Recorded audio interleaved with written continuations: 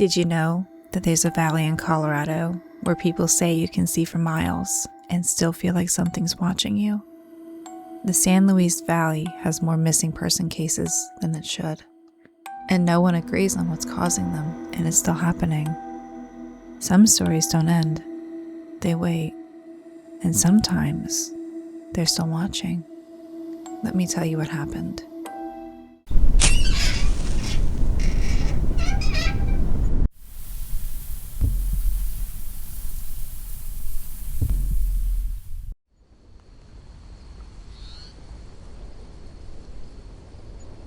The San Luis Valley doesn't feel isolated.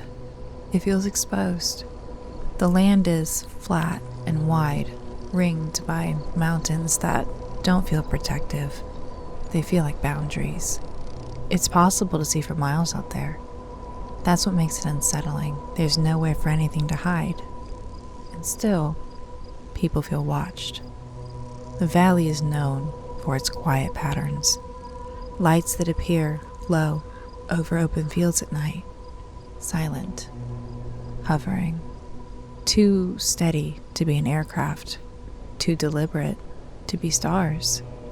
Animals react before people do, livestock refusing to cross certain stretches of land, dogs freezing, staring into empty space, tails tucked without reason. And then there are the disappearances. Not dramatic, not sudden. People who simply don't arrive where they were going. Vehicles found abandoned. Searches turning up nothing that explains the absence. Local authorities have acknowledged the numbers. The valley has more missing person cases than it should. But no single case has ever been identified. That's what makes it difficult to explain, because the stories don't agree on what's happening. They agree on how it feels. Drivers talk about time slipping. A stretch of road that should take 10 minutes takes 40, or 5. Clocks don't break, phones still work, but the sense of duration disappears. People realize they've been driving longer than they should have, without feeling tired, without noticing landmarks pass, just moving. Others describe sound behaving incorrectly, voices carrying too far, footsteps echoing where nothing should be reflecting them, and then the sudden absence of noise, as if the valley itself stopped listening. At night, the sky feels closer. Stars look sharper. The darkness between them disappear. People report a sense of pressure, not fear exactly, more like attention, like being observed by something that doesn't need to approach to know where they are. There are stories about livestock found drained of blood. No tracks, no signs of predators. Authorities never confirmed anything unusual. But ranchers kept finding the same thing. Clean incisions, no struggle, no explanation that fit the environment. And then there are the lights again. They don't flash. They don't pulse like an aircraft. They hover. They move sideways. They split. Witnesses say they react to observation. If someone stops to watch them, they remain still. If someone tries to approach, they drift away. Not fleeing, just maintaining distance.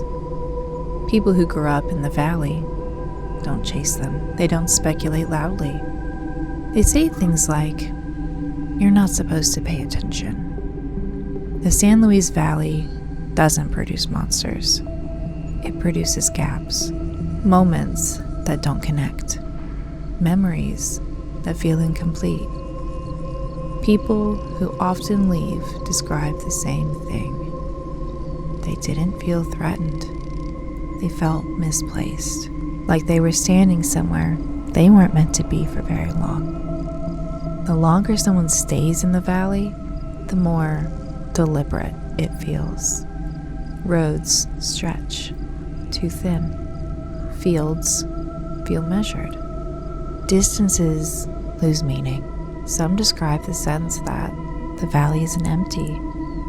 It's occupied by something spread thin, something that doesn't need a shape. Whatever it is doesn't announce itself. It doesn't chase. It doesn't warn. It waits for inattention, for fatigue, for the moment someone stops checking where they are. And when people vanish in the San Luis Valley, the land doesn't react. No signs of struggle, no disruption, just the quiet continuation of space. The mountains stay where they are. Roads remain open. The lights appear when they appear.